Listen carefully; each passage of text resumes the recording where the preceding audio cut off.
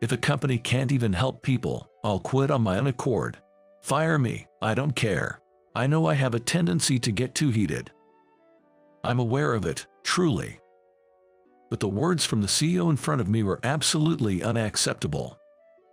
My name is Dylan. I work in sales for a security firm. I always wanted to be a police officer and even took up boxing because of it. However, due to certain reasons, I had to give up on that dream. But now, I'm satisfied because I can work in security, protecting people. However, I must admit, I've never gotten used to the daily packs of ways. Being a big guy, I'm always concerned about getting in people's way. Even today, I tried to make myself smaller, taking up as little space as possible on the train. Today, I was heading to a business meeting at a newly opened office. My boss was supposed to accompany me, but he'd sent word he'd be coming straight from an out-of-town trip, so I was alone on the train. Unlike the morning rush, it was slightly less crowded in the afternoon, so I was able to get a seat. Thinking I'd review some details about the client, I reached into my bag. That's when I heard it. "Leave me alone. I've told you, I'm not interested." A clearly distressed woman's voice caught my attention. Looking over, a young woman who looked like a college student was being approached by a blonde, slick-looking guy. "What's your problem? I told you I'd pay you good money. What's the catch? Trying to up the price. You're greedier than you look." "It's not about that. I just don't trust you. That's all." "Well, despite my humble request, you get carried away, stupid girl." Before I knew it, the man grabbed her wrist, attempting to pull her towards him. "Help, somebody, please." She frantically looked around for help. Without thinking, I intervened, placing myself between the two. I stepped forward to shield her, looking down at the man. Given my tall stature and strong build, I'd pose a bit of a threat to him. "What are you doing to this lady? None of your business. Move out of the way." The man tried to grab me, but I swiftly brushed off his hand and sidestepped. Unable to stop himself, the man clumsily tumbled to the floor. "What the hell? I didn't do anything, just dodged. This is a public space, you know. Avoid causing a scene and bothering other passengers." I then checked on her. She looked shocked, but thankfully didn't appear injured. What happened here? Suddenly, a conductor came in a hurry. Just as we were at the station, the door opened and the man made a quick escape. "Are you both okay?" Hearing the conductor's voice, I turned to her and she bowed her head towards us. "Yes, thank you." Her face softened with relief. She seemed cool at first, but her smiling face looked somewhat youthful. Judging by her attire, I guessed she was a college student, and that seemed about right. "Do you know that guy? Well, he's been bothering me a bit about work. I never thought he'd resort to violence, especially in such a confined space. I'm sorry to ask this, but can we get a statement from you? It's protocol." At the apologetic tone of the conductor, we both nodded. It looked like we'd be questioned at a station near her residence. I'd probably be late for my meeting, but it couldn't be helped. I quickly texted my boss and put my cell phone back in my bag. She's a junior at a nearby private college, and her name is Lisa. After talking with her for about an hour, she asked for my contact info. I was concerned about a business meeting, so I handed Lisa my business card and quickly headed to the site. By the time I reached the client, the meeting had already ended. My boss gave me an earful, but I was content that I could help someone. I hadn't given much thought to what would happen next. The next morning, as I got off the train and passed through the turnstile, there was Lisa. We made eye contact, and I nodded in acknowledgement. She approached me. "Good morning, Dylan. Thank you for yesterday." Oh, good morning. Everything okay after that?" "Yes, I got home safely. There's something I want to tell you about that." "Okay." The situation on the train got spread on social media, and that guy, Jake, has been ridiculed, and there are some pretty harsh comments. He seems really mad. On social media, yes, there might be some retaliation. Please be careful, Dylan. I just wanted to tell you that. It seemed that was all Lisa wanted to share. She nodded and then quickly left. She has this mysterious vibe. Different from the usual bubbly college girls I often see, she gives off a cool impression. She's much younger than me, but I feel like I can't defy her. Despite her stoic demeanor, there's something charming about her. When I arrived at the office, my boss immediately approached me. Dylan, the CEO wants to see you. Head there now. My boss's tone was cold. He's probably upset about me being significantly late to the client meeting yesterday. I bet the CEO is talking about that too. I felt uneasy, but I had no choice, so I quickly headed to the CEO's office. Dylan, I heard there was an incident on the train yesterday. That was the first thing the CEO said. Our CEO, the second generation in charge, is a laid-back sort of fellow, more like a spoiled young master than anything. He may seem a little unreliable as a CEO of a security firm. I haven't had much to do with him, so I don't know him too well. I nodded in response to his words, and he seemed a bit distressed. Well, the situation has blown up on social media, and it's become problematic. What do you mean by problematic? I don't think I did anything wrong. Well, yes, but the CEO's words were slurred, and he seemed evasive. While saying this is troublesome, the way he kept sneaking glances at me was a tad bit irritating. Did you have our company badge on? That's why I've been identified, and the other party is furious. They're lodging a complaint. What? You mean the guy who was about to get violent with Lisa? Mind your words. That man is a son of one of our major clients. He claims you embarrassed him and has complained through the company. We have to think about your situation. Since they are a significant client, we can't just ignore this. How about a transfer, just for a few years? Transfer? Where to? It's a bit far, but we've just secured a contract for facility security in Nebraska. It's a bit out of your usual job scope, but it was you who caused this issue, after all. The CEO said with a half smile. I realized this was likely a demotion. Even though he knew their demands were unreasonable, he seemed willing to sacrifice me to smooth things over. We can't have an employee causing issues working at the headquarters, you understand. But all I did was try to help. Your intentions were noble, but they've done their research on you. Your father, he's a criminal, right? My heart sank at the CEO's words. It's true, my father is in prison. He's divorced from my mom, and I've cut ties with him. Still, the truth haunts me. Because of my father, my mom and I had to move away from our hometown.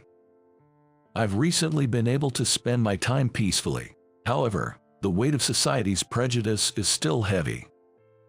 I thought you had kept it hidden well until now, but if I had known that, I would never have hired you in the first place. Still, you should feel lucky you weren't fired.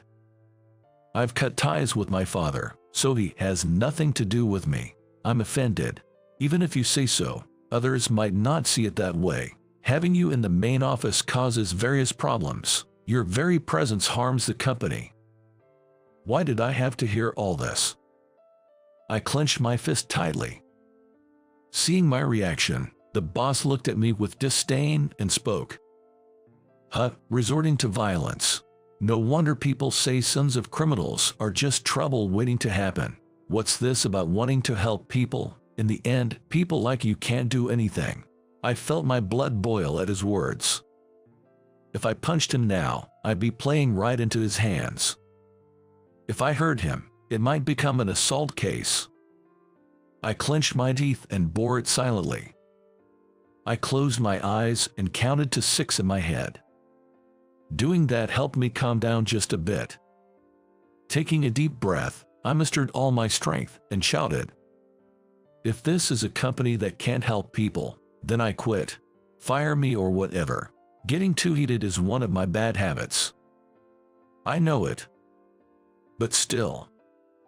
The words of the boss in front of me were something I could never forgive. After being told by the CEO to get out, I left the company and was heading to the train station. Wondering what to do next, I went to a bookstore near the station. While flipping through a job magazine, a woman approached me. "Oh, Dylan, aren't you supposed to be at work? Hi, it's nice to see you again, Lisa." Lisa was the one who called out to me as she looked up at me. She had a few complicated books and a fashion magazine in her hands. She gave off a mysterious vibe but looked her age, which gave me butterflies. "Job magazine, are you changing jobs?" "Yeah, kinda." "Is it because of what happened yesterday?" At Lisa's words, I tried to play it cool, but I couldn't. My friends often joke about how easily readable I am, calling me an open book. I'm not good at hiding things. "I'm sorry, it's my fault, isn't it?" No, it's my fault. Some family issues came up, and I decided to quit." "You mean, your wife?" "No, I'm single. It's my dad. But never mind that, so I thought I might look for a new job. I have some savings, so I'll be fine for a while." Lisa looked down, deep in thought. Then, suddenly looking up, she gazed deep into my eyes. "Dylan, how about becoming a bodyguard?" "What?" Caught off guard, before I knew it, she had grabbed my hand and was leading me somewhere. I found myself in an office room. "What's this place?" "My company." "What? But aren't you a college student? Starting a business in college isn't that rare, right?" She then guided me to a sitting area partitioned off in the corner of the room. Several people were working in the office, the sound of keyboards clicking away. She spoke briefly with someone in the back and then turned back to me. "Well, I'm technically the CEO here. Started this company a while back, turned a profit here and there, and now we've grown big enough to have this office space. We develop apps targeted at young women, and I guess we made about $50 million last year. We're a legit business, so we offer decent benefits, health insurance, and all that jazz." And then, "Whoa, hang on a sec, you're going too fast for me to keep up." "Oh, I'm sorry. Would it help if I start from the beginning?" "Oh, Lisa, don't you think you should do something about that habit of yours of going off on tangents?" While I was racking my brain, a slender man with glasses brought me a cup of coffee. "Nice to meet you. I'm Luke. I co-own this place with my sister. Think of this place as a co-working space. I heard about you from my sister yesterday. Thank you for helping out." You're welcome." Lisa can be a bit blunt and has had her share of troubles. As her brother, I worry about her. "Do you really need to explain all this now?" Lisa looked slightly annoyed as she shot her brother a glance. The familiar vibe between the siblings made me chuckle a bit. To be honest, I've always hoped she'd have someone to look after her. She's a genius, and many companies are after her. It would be a disaster if someone took forceful ways on her, like what happened yesterday. We would be so grateful if someone like you could serve as her bodyguard. A genius. Yes, call me a proud brother. But she's been involved in app development for years. Last year, she released a photo editing app that became a huge hit, and there are several others. As Luke listed the apps, I realized I had heard of them. I knew she was talented, but I had no idea she was this accomplished. I was at a loss for words. "We'd like to formally hire you. Would you consider it? I mean, I'm very honored. I just lost my job, so I'd gladly accept." When I replied, Luke reached out for a handshake. And here I am, the CEO. Lisa, sitting in the corner of the couch, looked a bit sulky, but in this moment, she looked endearing.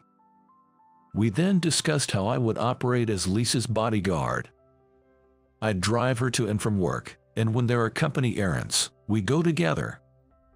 Other times, I'd take on some light chores around this office.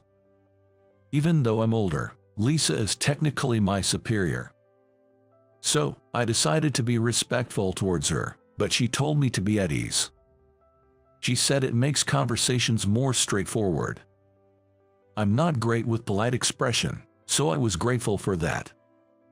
Our main concern is about Jake, right? Why is he after you?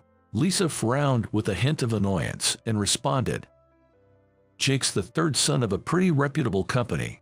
His older brothers are outstanding, but he seems to know he's not up to par. He thinks that if he can't achieve much during college, he won't be the successor, so he targeted me.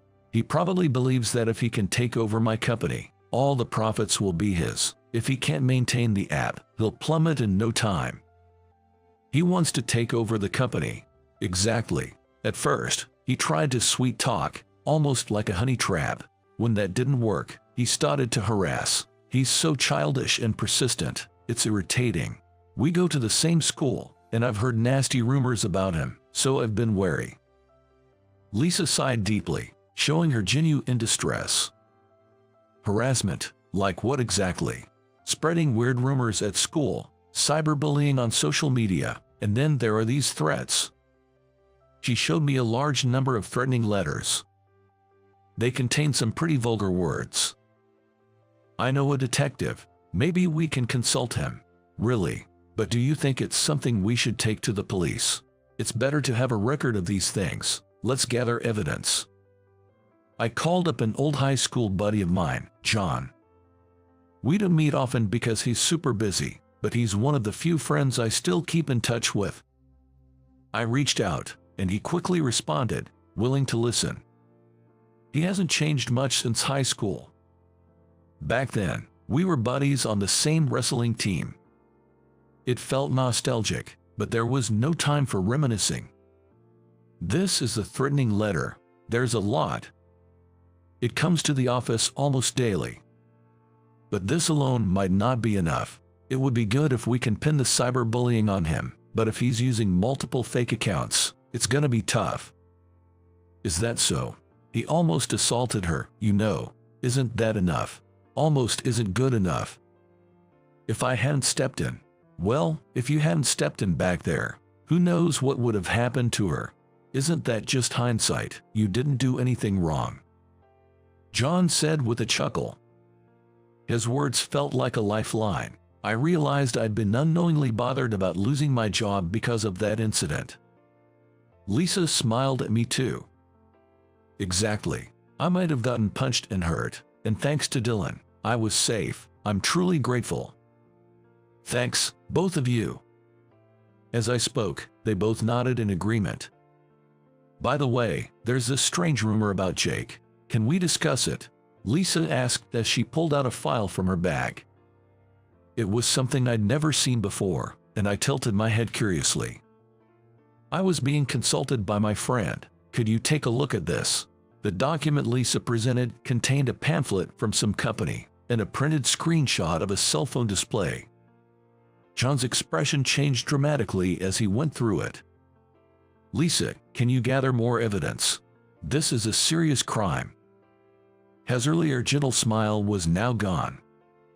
His eyes blazed with intensity, resembling a detective chasing a criminal. Lisa, unafraid of John's intensity, smirked confidently. Of course, leave it to me. Some days later, I found myself at a local diner eating pancakes alone. The pancakes topped with whipped cream may not have seemed like my style, but hey, I liked them. Sipping my hot chocolate, I strained my ears to catch every word from the conversation between the man and woman behind me. So, Lisa, finally coming around, sometimes it's better to delegate than do everything yourself. I wanted to tell you that. I've been wanting to introduce you to trustworthy people to collaborate with in your business. Thank you. I'm curious to know more. I'm also interested in your other ventures. Other ventures? Yes, a friend told me. I have a lot of things I want, you know. I would like some more money. Ah, I get you. No worries. Seems like she got his attention. I had heard Jake attended the same university as Lisa. I thought he was smart, but perhaps I overestimated him. Jake, with his flamboyant looks, handed Lisa a green pamphlet while talking smoothly. It was the same one John had seen at the police station. Jake's voice became noticeably quieter and more discreet. I've got this business where we call various speakers for seminars. Kinda like study sessions. There's an initial membership fee, but if you introduce friends, you get some cash back. And don't worry, it's not some weird cult or something. We don't push products on you. The very fact he had to clarify it wasn't some weird cult was suspicious. I wondered if what he was doing was even legal. Looking at the brochure, Jake seemed eager to explain the profitable strategies, the kind of people you can meet, success stories, and such. He seemed unaware that Lisa was becoming indifferent, only offering half-hearted responses. Additionally, he chattered on about private stocks and foreign currency investments. Meanwhile, Lisa was amusing herself by wetting a paper bag for a straw and watching it wriggle. Either Jake didn't notice, or something was off with him. So, what do you say, Lisa? Will you join? Do you have any videos or something about the seminar? Send me the link. I'd like to see it before deciding. I'm considering it though. Seriously, I'll send it right now. Jake was in a good mood and operating his phone. Soon enough, a notification sound indicated that a video had been shared in the group chat between Lisa, John, and me. The seminar's content was very sketchy. "Hello, you're Jake, right?" Suddenly, a soft tenor voice broke the silence. With a friendly smile, John and another detective appeared next to where Lisa and Jake were seated.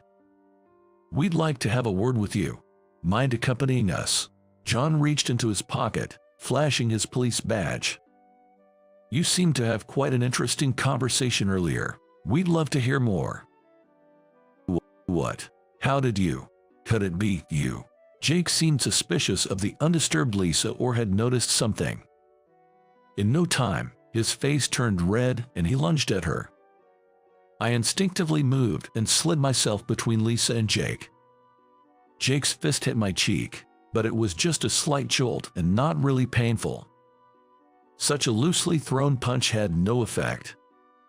I stared into Jake's eyes and smirked. He let out a pitiful leak and tried to pull his right hand away, but I firmly grasped his wrist. "Ah, you're that guy from..." "Yeah, I'm the one who lost my job because of you." Why?" "I'm Lisa's bodyguard now, so you punched me, huh?" "That's right, arrested on the spot for assault. Maybe I'll take my time hearing about the other stuff. Ready for what's coming." One would let their guard down with John's gentle demeanor, but he's dozens of times scarier and stronger than me. Being glared at by him, it seemed Jake lost all will to resist. "Man, there was no need for you, a civilian, to get punched. If I had been the one, we could have charged him with obstructing an officer." "Ah, I messed up. Sorry." "Haha, just kidding. Honestly, you helped. I bet we can now race back to all the culprits. It's amazing no more victims were hurt. It's thanks to you." Saying that, John raised his right hand and straightened his back. He saluted me, giving his respects. John knew the reason I couldn't become a cop. We had promised to pursue it together, but it didn't come true, and he knew the bitterness I felt. Still, the fact that he remained a friend meant everything to me. My father was deceived by someone and got arrested. He had unknowingly become a courier for a particular crime. Being ignorant is almost as if it's a crime, and he couldn't just excuse himself by saying he didn't know. Even now, he's regretting his past behind bars. I knew that police departments look into the criminal history of family members. So, believing I couldn't pass with my father in jail, I never tried. It's my life's only regret. Having turned 30, I can't become a cop anymore. And yet, John saluted me with such respect. I was touched by his gesture and bowed my head in gratitude. "Thank you." John then climbed into his squad car and drove away. Some time later, news broke about the arrest of a large scam group. From college students to working adults, many had fallen into their web of deceit. There was a surge in the number of victims, especially among college students, and helplines were broadcasted on TV. As for me, I'm working as a bodyguard in Lisa's company. But hardly anyone causes trouble like Jake did, and I've mostly been tidying up the office. Today, the window panes are gleaming. The floor is shiny, and I even wiped down the guest sofa. Lately, I've taken a liking to cleaning, and even watch cleaning tutorials on YouTube after work hours. Cleaning can also be a form of exercise, so it's killing two birds with one stone. Lisa, reflecting on recent events, is enthusiastic about developing an app to help women easily send out SOS signals. She also mentioned organizing an awareness event in college to prevent scams. She's currently on her college break and is fervently working on her computer in the office every day. I have no idea what she's doing, but I believe she's creating something fantastic. Since then, I've realized that there are as many forms of justice as there are people. Becoming a cop and catching bad guys isn't the only way to protect people. Like Lisa, developing tools for self-defense or raising awareness to avoid scams is also protecting people. Protecting her and creating a safe workspace also contributes to that goal. In my own way, in my own place, I'll uphold my sense of justice. With that in mind, today too, I'll enjoy my cleaning cum exercise routine.